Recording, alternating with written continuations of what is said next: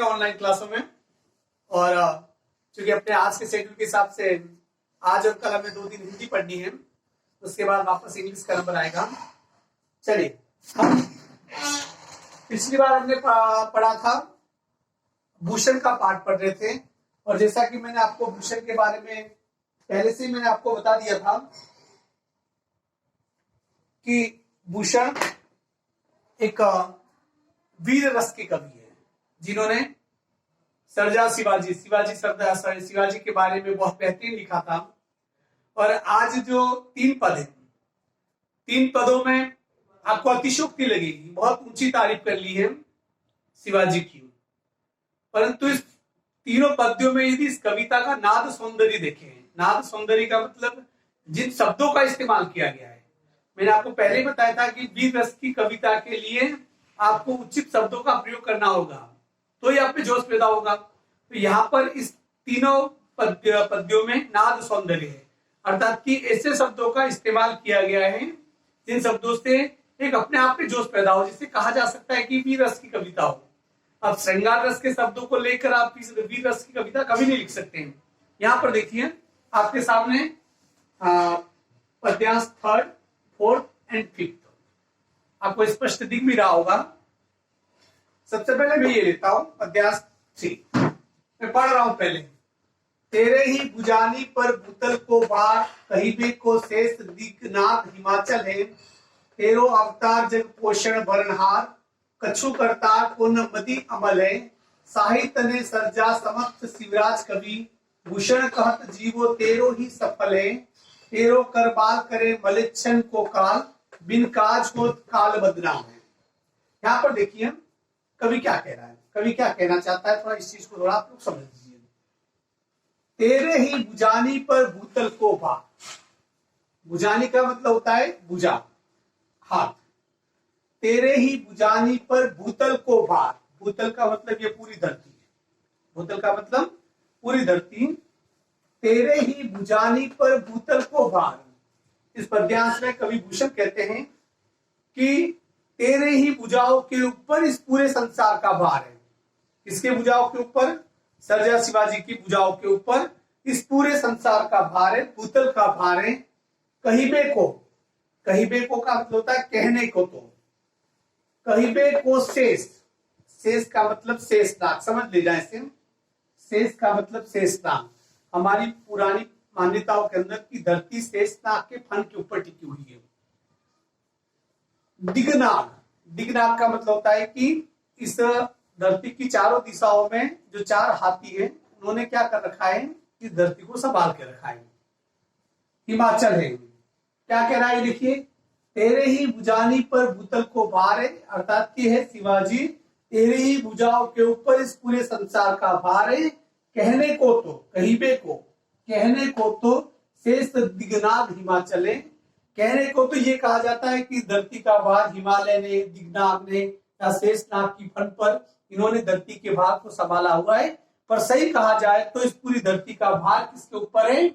इस पूरी धरती का भार हिमालय के ऊपर, शिवाजी के ऊपर है। तेरो अवतार जग पोषण भरनहार, समझिए, तेरो अवतार जग पोषण भरनहार, कि कवि भूषण यहाँ पर कहता है कि तेरा तो जन्म ही इसलिए हुआ है, तेरो अवतार, अवतार का मतलब जन्म लेना, तेरो अवतार जग पोषण भरनहार, तेरा अवतार तो तेरा जन्म ही तो इस संसार का भरण पोषण करने के लिए हुआ है।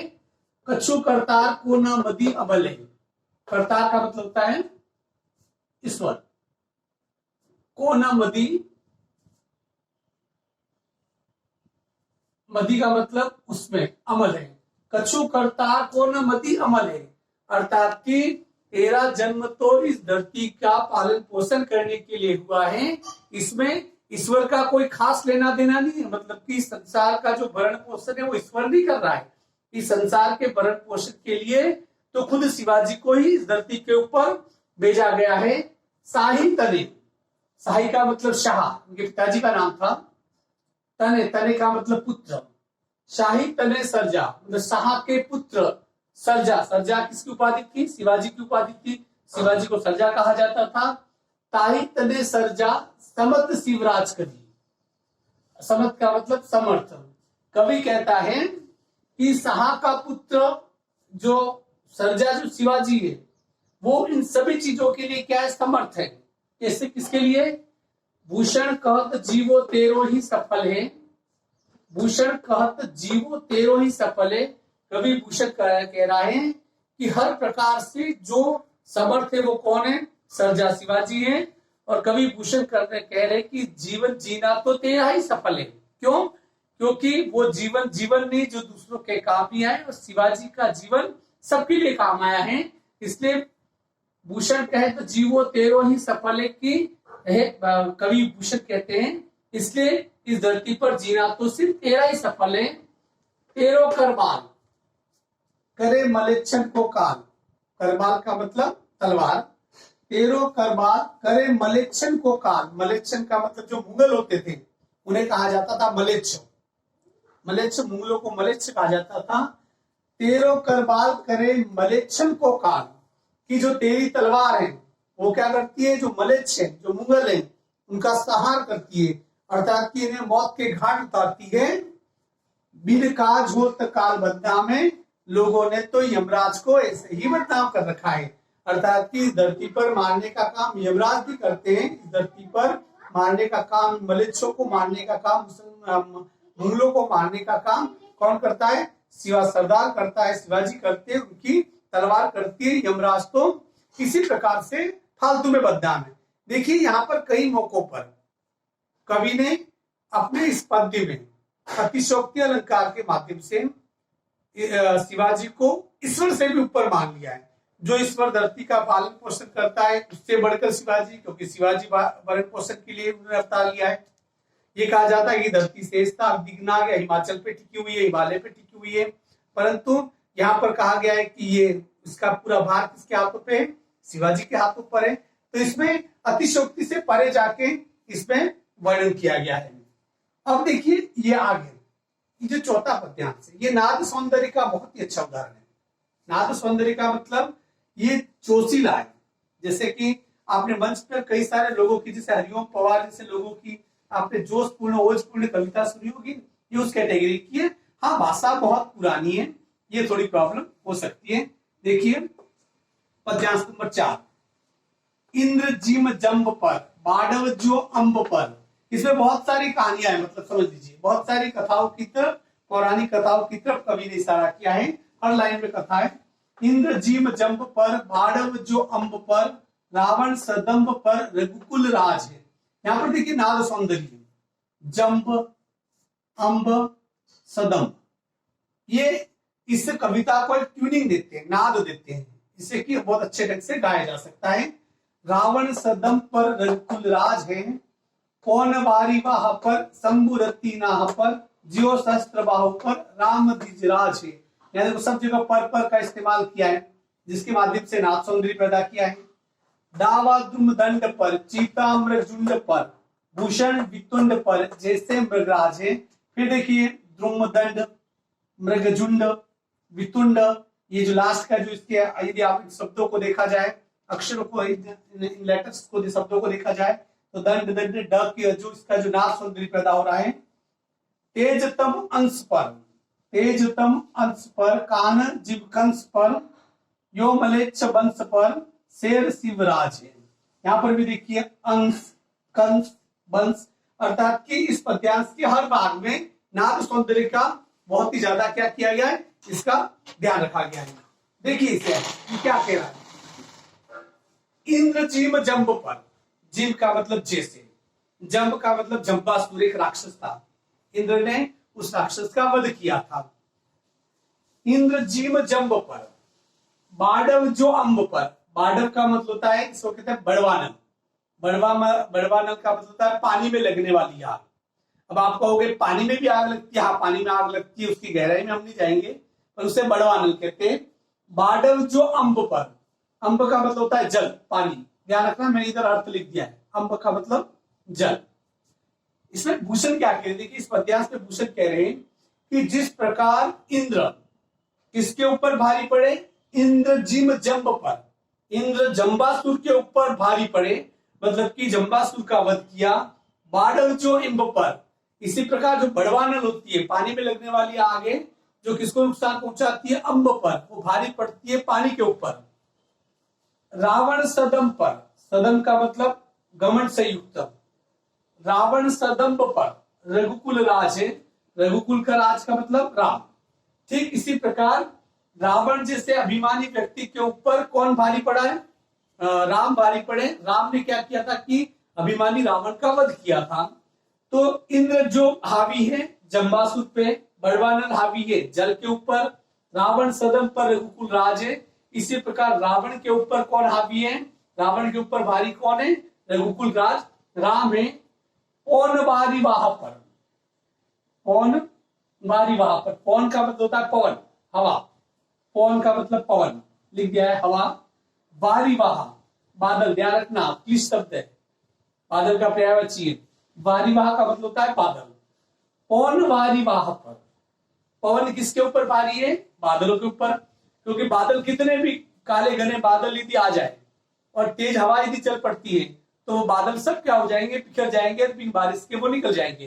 तो पौन भारी वहां पर, और जिस प्रकार पवन किसके ऊपर भारी है, बादलों के ऊपर। शंभु रतिनाहा पर, शंभु का मतलब भगवान शंकर, रतिनाहा का मतलब होता है कामदेव।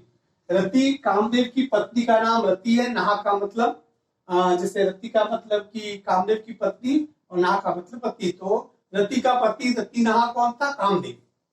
तो कामदेव को क्या कहा जाता है, रतिनाहा। तो शंभु रतिनाहा पर, जिस प्रकार भगवान शंकर किसके ऊपर भारी है, कामदेव के ऊपर, क्योंकि कामदेव और भगवान शंकर के बीच में भी युद्ध हुआ था जिसपे भगवान शंकर ने विजय प्राप्त की थी। शंभु रतिनाहा पर भगवान शंकर किसके ऊपर भारी है, रतिनाहा मतलब कामदेव के ऊपर। जो सहस्त्र बाहु पर राम द्विजराज है, ठीक है, जो सहस्त्र बाहु पर राम द्विजराज है। सहस्त्र बाहु ये एक राक्षस था, एक बहुत ही बलशाली एक व्यक्ति था, और उसका वध किया था परशुराम ने। राम द्विजराज, राम राम का मतलब राम ही होता है, पर द्विजराज का मतलब होता है ब्राह्मणों में श्रेष्ठ। ब्राह्मणों में श्रेष्ठ थे परशुराम, और परशुराम अवतार थे राम के, इसलिए जो सहस्त्र बाहु पर राम द्विजराज है, इसी प्रकार सहस्त्र बाहु के ऊपर भारी कौन पड़ा था, जो परशुराम है, ब्राह्मणों में श्रेष्ठ परशुराम, उनके ऊपर भारी पड़े थे। दावा द्रुमदंड पर, दावा का मतलब होता है दावानल, दावानल का मतलब जंगलों में लगने वाली आग, इसको शॉर्ट में लिखा है इन्होंने। दावा का मतलब जंगलों में लगने वाली आग। दावा द्रुमदंड पर, द्रुमदंड का मतलब होता है पेड़, पेड़ की शाखा है पेड़। दावा द्रुमदंड पर, जिस प्रकार से जंगल में आग लगती है, वो आग किसको नुकसान पहुंचाती है, उन पेड़ों के ऊपर, अर्थात की दावानल है, जो जंगल की आग है, वो उन पेड़ों के ऊपर बहुत भारी पड़ती है। चीता मृगझुंड पर, और जो चीता होता है जंगल में, जो चीता होता है वो किसके ऊपर हावी होता है, मृगझुंड पर, हिरणों का जो समूह होता है उसके ऊपर हावी होता है, उनके ऊपर वो एक प्रकार से राज करता है। भूषण वितुंड पर, जो शेर होता है, शेर वितुंड पर, वितुंड का मतलब होता है लंबी सूंड वाला, तुंड का मतलब सूंड होता है, वितुंड का मतलब लंबी सूंड वाला। लंबी सूंड वाला कौन होता है, लंबी सूंड वाला हाथी होता है। भूषण वितुंड पर जैसे मृगराज है, भूषण का मतलब समूह, भूषण कहते हैं, वितुंड पर जैसे मृगराज है। भूषण कवि कहते हैं कि जिस प्रकार हिरणों के समूह के ऊपर, मृगों के समूह के ऊपर कौन राज करता है, सॉरी, भूषण वितुंड पर जैसे मृगराज है। मृगराज का मतलब हिरणों का राजा, जंगल का राजा कौन होता है, शेर, अर्थात कि हाथियों के समूह के ऊपर जिस प्रकार से राज करता है, भारी पड़ता है, शेर भारी पड़ता है। तेजतम अंश पर, तेजतम अंश पर, तेज का मतलब प्रकाश, तेजतम अंश पर, अंश का मतलब होता है तेजतम अंश पर, कहन जीम कल्स पर, अर्थात कि जो प्रकाश होता है, सूर्य का प्रकाश होता है, वो किसके ऊपर भारी पड़ता है, अंधेरे के ऊपर, क्योंकि जैसे ही सूर्य का प्रकाश आएगा वैसे ही क्या हो जाएगा, अंधेरा धीरे धीरे क्या हो जाएगा, छट जाएगा। तो अंधेरे के ऊपर ज्यादा बलशाली को क्या होता है, सूर्य का प्रकाश। कहन जीम कंस पर, कहन का मतलब कृष्ण, कृष्ण किसके ऊपर, किसको हरा के विजेता बने थे, अपने मामा कंस का वध करके। तो कहन जीम कंस पर, कृष्ण जिस प्रकार से किसके ऊपर भारी पड़े थे, कंस के ऊपर भारी पड़े थे, यो मलेच्छ वंश पर शेर शिवराज है। ठीक इसी प्रकार ये मलेच्छों का जो वंश है, मुगलों का जो वंश है, क्योंकि उस दौरान उस समय में पूरे भारत पे एक प्रकार से मुगलों का राज था, तो कवि कह रहा है यो मलेच्छ वंश पर, मुगलों के वंश के ऊपर शेर, इनका सरदार कौन है, इन पे शासन करने वाला, इन पे भारी, इन पे आधिपत्य जमाने वाला कौन है, सर्जा शिवाजी। यहाँ पर एक साथ मिले आओ देखिए, इंद्र जैसे भारी है जंबासुर के ऊपर, बड़वा नल, पानी में लगने वाली आग जैसे भारी है पानी के ऊपर, रावण के ऊपर, अभिमानी रावण के ऊपर भारी पड़ते हैं जैसे भगवान श्री राम। पवन भारी पर, पवन भारी पड़ती है, हवा भारी पड़ती है बादलों पर, शंभु भारी पड़ते हैं कामदेव के ऊपर, जो सहस्त्र भाव पर राम तीजराज है। जिस प्रकार से सहस्त्र भाव का वध ब्राह्मणों में सर्वश्रेष्ठ परशुराम करते हैं। दावा धूम दंड पर जिस प्रकार से जंगल की आग पेड़ों पे भारी पड़ती है, चीता मलचुंड पर जो चीता होता है हिरणों के समूह पे भारी पड़ता है, भूषण वितुंड पर जैसे मृगराज है, अर्थात कि हाथियों के समूह के ऊपर जिस प्रकार शेर शासन करता है, तेजतम अंश पर अंधेरे के ऊपर जैसे सूर्य की किरणें भारी पड़ती है, कान्हजी में कंस पर और भगवान कृष्ण कंस पर बहुत ही ज्यादा आधिपत्य जमाते भारी पड़ते, उनके काल बनते हैं। ठीक इसी प्रकार जो मलेच्छ वंश पर शेर शिवराज है कि मुगलों का जो वंश है उस वंश के ऊपर आधिपत्य जमाने वाला, उन्हें हराने वाला, उन्हें मौत के घाट उतारने वाला कौन है, शेर शिवराज है। वो शेर कौन है, सर्जा शिवाजी। अर्थात कि शिवाजी को इन सभी के ऊपर जिस प्रकार से इन जो पौराणिक कहानियों में जिन लोगों ने जिन दुष्टों को हराया, ठीक इसी प्रकार जो शिवाजी की तुलना इन सबसे की गई है कि ठीक इसी प्रकार शिवाजी ने भी किसका नाश किया था, मुगलों का नाश किया था और मुगलों को घुटने टेकने पर मजबूर कर दिया था। अब इसके बाद जिस देखिए ये पांचवा मैं देख लेता हूं, आपको बीच में आया हो तो मैं इसे ज्वाइन कर लेता हूं।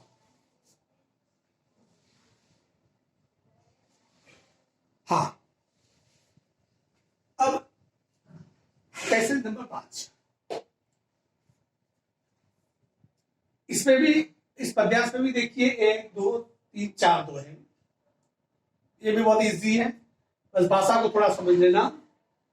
गरुड़ को दावा जैसे नाग के समूह पर, दावा का मतलब आतंक, गरुड़ को दावा जैसे नाग के समूह पर। देखिए नाग का मतलब सर्प, सांप, सांपों का समूह। सांपों का दुश्मन कौन होता है, गरुड़। गरुड़ को दावा जैसे नाग के समूह पर, दावा नाग जूह पर सिंह को सिरताज को, दावा पूर्व को पहरान के कुल पर, दावा सबे पश्चिम के गोल पर बाज को, भूषण अखंड नवखंड महिमंडल में, तब पर दावा रवि किरण समाज को, पूर्व पछा देश दक्षिण ते उत्तर लो, जहां पातशाही तहा दावा शिवराज को। दावा इस शब्द का मतलब होता है आतंक। इसे समझ लीजिए, अलग अलग प्रकार के उदाहरण के माध्यम से इसमें कवि भूषण समझाते हुए कहते हैं गरुड़ को दावा जैसे नाग के समूह पर, अर्थात कि गरुड़ का आतंक किसके ऊपर होता है, नागों के समूह के ऊपर होता है। और देखिए एक चीज आप नोट कर लीजिएगा कि इस पूरी कुदरत ने हर जाति प्रजाति का एक विशेष दुश्मन दिया है। जैसे जंगल में जो सांड होता है, बैल होता है, बैल और जो बाघ होता है उसके बीच में दुश्मनी होती है, हिरण और शेर के बीच में दुश्मनी है, सांप और नेवले के बीच में दुश्मनी है, नाग और गरुड़ के बीच में दुश्मनी है। अर्थात कि ये सभी दुश्मनी एक दूसरे के संहार करने के लिए कुदरत ने पहले से विकल्प तैयार किए, जिसे कहते हैं कि प्रकृति के बीच में पहले से जमाना। तो यहाँ पर देखिए गरुड़ को दावा जैसे नाग के समूह पर, जिस प्रकार से गरुड़ का जो आतंक होता है वो नागों के समूह के ऊपर होता है। दावा नाग जूह, नाग जूह का मतलब होता है हाथियों का समूह, ध्यान में लिख दिया हमने। दावा नाग जूह पर सिंह को सिरताज, सिरताज का मतलब शक्तिशाली। ये सिरताज है सरताज है, थोड़ा देख लेता हूं मैं बुक में। सिरताज बराबर कंफर्म कर लेता हूं। सिरताज है क्या ये, सिरताज, सिरताज का मतलब होता है सबसे शक्तिशाली। दावा नाग जूह पर सिंह को सिरताज है, अर्थात कि इसके हाथियों के समूह के ऊपर हमेशा जो शक्तिशाली किसका आतंक होता है, सिंह का आतंक होता है। तो इस चीज को थोड़ा समझ लीजिए कि जिस प्रकार गरुड़ का आतंक नागों के समूह के ऊपर होता है, ठीक इसी प्रकार दावा नाग जुओं पर सिंह को सिर ताज है, इसी प्रकार हाथियों के समूह के ऊपर किसका आतंक छाया रहता है, शेर का आतंक छाया रहता है। शेर आकृति में बहुत छोटा होता है हाथी के मुकाबले में, पर उसपे जो जीवटता होती है, उसकी वही जीवटता क्या करती है, उसे उनके ऊपर हाथियों के समूह को आतंकित करने में मदद करती है। दावा पुरहुत, पुरहुत इंद्र को कहा जाता है। दावा पुरहुत को पहारण के कुल पर, पहारण का मतलब पहाड़, पहारण के कुल, इसका मतलब होता है कि पहाड़ों का समूह। पहाड़ों के समूह के ऊपर किसका आतंक होता है, भगवान इंद्र का आतंक होता है। क्योंकि ये कहा जाता है कि जो इंद्र होते हैं अपने वज्र के एक ही प्रहार से पहाड़ों को विध्वंस कर लेते हैं, पहाड़ों को तोड़ देते हैं। इसलिए कहा गया है कि दावा पुरहत को पहाड़न के कुल पर, पहाड़ों के समूह के ऊपर किसका आतंक छाया रहता है, हमेशा इंद्र का आतंक छाया रहता है। दावा सबे पश्चिम के गोल पर बाज को, पश्चिम, पश्चिम का मतलब पक्षी, गोल का मतलब समूह। दावा सबे पश्चिम के गोल पर बाज को, और पक्षियों के जितने भी समूह हैं उन सभी के समूह के ऊपर जो आतंक छाया रहता है वो किसका, बाज, गरुड़ का एक रूप होता है बाज, जिसे कि पक्षियों का राजा भी कहा जाता है। तो पक्षियों के समूह के ऊपर किसका आतंक होता है, बाज का आतंक होता है। भूषण अखंड नवखंड महीमंडल में, महीमंडल का मतलब होता है पृथ्वी, और नवखंड का मतलब होता है इस पूरे पृथ्वी को 9 खंडों में बांटा गया, इसलिए 9 खंड कहा गया है। भूषण अखंड नवखंड महीमंडल में, और भूषण कहते हैं कि इस पूरी पृथ्वी के ऊपर जो 9 खंडों में बटी हुई पृथ्वी है, इस पूरी पृथ्वी के ऊपर तम पर दावा रवि किरण समाज को, अर्थात कि इस पूरी पृथ्वी के ऊपर किसका आतंक छाया हुआ है, शिवाजी का आतंक छाया हुआ है। आगे भूषण कवि कहते हैं तम पर दावा, तम का मतलब अंधेरा, अंधेरा, तम पर दावा रवि किरण समाज को, रवि किरण मतलब सूर्य की किरणें, अंधेरे के ऊपर किसका आतंक होता है, सूर्य की किरणों का आतंक होता है। क्योंकि जैसे सूर्योदय होता है, जैसे सूर्य उगता है, सूर्य की किरणें निकलती है, और सूर्य की वो किरणें किसका हरण कर लेती है, अंधेरे को खत्म कर लेती है। तो अंधेरे के ऊपर किसका आतंक है, रवि किरण समाज को, अर्थात कि जो सूर्य की किरणों का जो समूह होता है उसका आतंक किसके ऊपर है, अंधेरे के ऊपर होता है। पूरब पच्छा, पूरब का मतलब पूरब, पच्छा का मतलब पच्छादेश मतलब पश्चिम, दक्षिण ते उत्तर लो, लो का मतलब तक, उत्तर, अर्थात कि पूरब से लगाकर पश्चिम तक, दक्षिण से लगाकर उत्तर तक जितने भी देश है, जितने भी राजा हैं, जितने भी सम्राट है, जितने भी जमींदार है, जितने भी सामंत है, जितने भी मलेच्छ मुगल है, पूरब पश्चिम उत्तर दक्षिण सभी चारों दिशाओं में जहां पातशाही तहां दावा शिवराज को, अर्थात कि पूरब से लगाकर पश्चिम तक, उत्तर से लगाकर दक्षिण तक, जहां जहां मुगलों की बादशाहत है, पातशाही का मतलब बादशाह, जहां पातशाही, जहां जहां मुगलों की बादशाह थे, तहा दावा शिवराज को, उन हर जगह पर किसका आतंक है, शिवराज का, सर्जा शिवाजी जो शिवाजी महाराज थे उनका आतंक है। और ये एक बात बिल्कुल भी सही है कि मुगल अपनी जिंदगी में कभी भी किसी से उतना नहीं डरे जितने कि वो शिवाजी से डरे। मुगलों के दुश्मन सिर्फ 2 ही बने थे, एक तो हिंदुआ सूरज मेवाड़ के हमारे महाराणा प्रताप, और दूसरे थे शिवाजी। महाराणा प्रताप अदम्य वीर थे जो आमने सामने की लड़ाई लड़ते थे, और हल्दी घाटी में इन्होंने मुगलों से लड़ाई भी लड़ी थी। वहीं दूसरी तरफ जो शिवाजी थे उनकी जो लड़ाई करने का तरीका अलग था, वो इस प्रकार से छापामार लड़ाई लड़ते थे, वो छिपकर लड़ाई लड़ते थे, मुगलों की सेना की टुकड़ी के ऊपर आक्रमण करके भाग जाया करते थे, उनके खजाने को लूट के भाग जाया करते थे। वो उनका एक अलग तरीका था, महाराणा प्रताप का भी अलग तरीका था। तो इस पूरे को यदि कहा जाए कि पूरे का यदि मैं इसका अर्थ करूं तो गरुड़ का आतंक जैसे नागों के समूह के ऊपर, हाथियों के समूह के ऊपर शेर का आतंक होता है, पहाड़ों के समूह के ऊपर इंद्र का आतंक होता है, इसी प्रकार पक्षियों के समूह के ऊपर बाज का आतंक होता है। इसी प्रकार तम पर दावा अंधेरे के ऊपर सूर्य की किरणों का आतंक होता है। पूरब से लगाकर पश्चिम तक, उत्तर से लगाकर दक्षिण तक, जहां जहां बादशाह थे, जहां जहां मलेच्छ मुगलों का राज है, उन सभी के ऊपर किसका आतंक छाया हुआ है? शिवाजी का आतंक छाया हुआ है। शायद इस साल इसमें से कोई पैसेज बोर्ड में आया था, मुझे ऐसा लगता है, जहां तक मैंने पेपर देखा है। आपको सिर्फ ये करना है कि इस पे देखिए कुल मिला के इस भूषण वाले पार्ट में 1 2 3 4 5 पद्यांश है। कितने? 5 पद्यांश से इन 5 पद्यांशों की सब चर्चा कर देनी। पहला पद्यांश, दूसरा पद्यांश, तीसरा, चौथा, पांचवा, पांचों की, क्योंकि इनके हिंदी अर्थ में लिखा दी, इसकी मैंने फोटो भी भेज दिया आपको, ताकि हिंदी अर्थ आप आसानी से कर सके।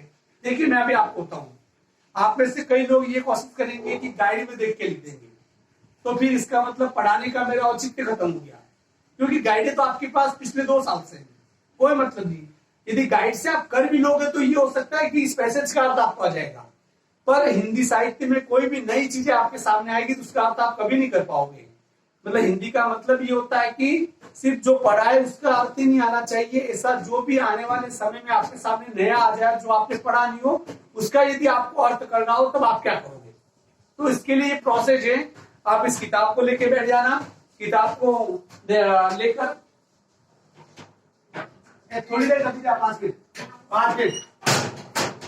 हाँ, तो आपका कम से कम ये होगा कि इसका अपने ऑन लैंग्वेज में आप ट्रांसलेशन करोगे तो how you have to be translate, इस प्रोसेस को आप अच्छी तरीके से समझ जाओगे, क्योंकि हिंदी का मतलब ये होता है कि जो लिखा हुआ है उसका अर्थ आपको आना चाहिए।